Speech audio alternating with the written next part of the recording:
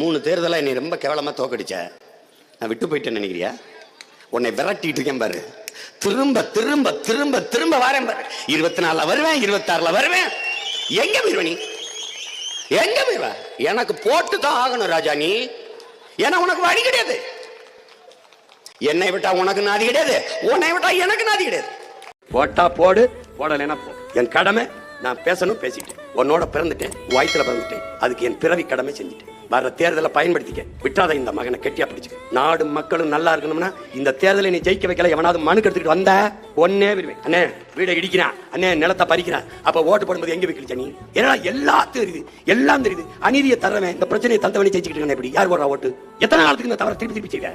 எல்லாரும் வீதிக்கு வந்துட்டு போராடி அப்புறம் எப்படி உனக்கு போராட்ட தந்தவன் திருப்பி அதிகாரத்துக்கு வர? எப்படி வர? கள்ள ஓட்டு போட்டுக்கிறானா? எப்படி வர? பயன்படுத்திக்க, இந்த தேர்தலை பயன்படுத்திக்க.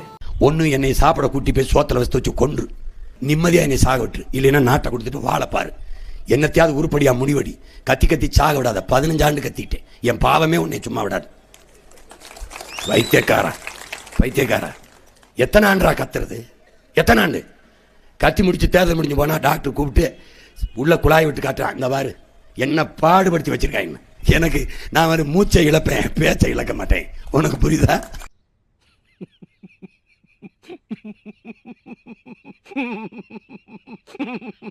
எங்க 2 பேரும் என்ன பண்ணுங்க, தயவுசெய்து அமிதாப் மாமா மேல மட்டும் கை வச்சிடாதீங்க. யாரா அந்த அமிதாப் மாமா?